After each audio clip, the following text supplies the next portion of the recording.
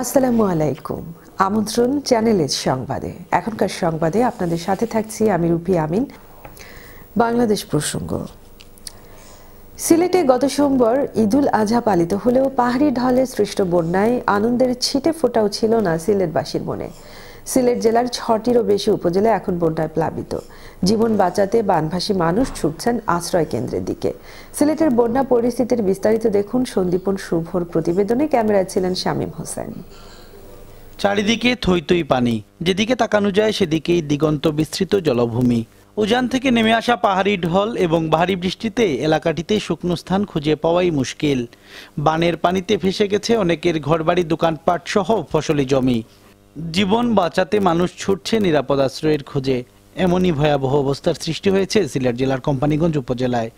শুধু কোম্পানীগঞ্জ নয়, সিলেট জেলার ১৩টি উপজেলার মধ্যে ৬টি উপজেলার কয়েক লাখ পানিবন্দী মানুষ এখন ভয়াল বন্যায় দিশেহারা।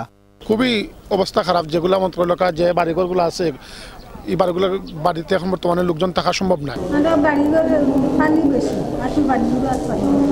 ঈদের আনন্দে যখন উদ্বেল হওয়ার কথা, সেই মুহূর্তে দুবেলা দুপুটু খাবার এবং বিশুদ্ধ পানির অভাব এখন চারিদিকে। বাধ্য হয়ে গরু, ছাগল, গবাদি পশু সহ বানবাসী মানুষ ঠাঁই নিয়েছেন জেলা প্রশাসন কর্তৃক নির্ধারিত আশ্রয় কেন্দ্রে।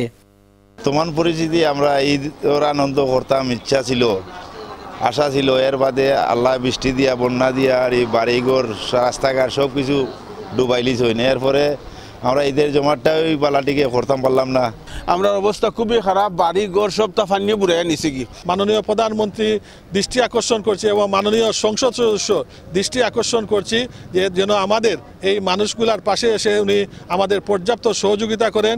এমন দুর্যোগপূর্ণ অবস্থায় বিভিন্ন আশ্রয় কেন্দ্র পরিদর্শন শেষে সাংবাদিকদের সাথে আলাপকালে সিলেটের বিভাগীয় কমিশনার ডক্টর আবু আহমেদ সিদ্দিকী বলেছেন, বন্যা পরিস্থিতি মোকাবেলায় সরকারের পাশাপাশি বিত্তবান প্রবাসীদেরও বানবাসী মানুষের সহযোগিতায় এগিয়ে আসা প্রয়োজন।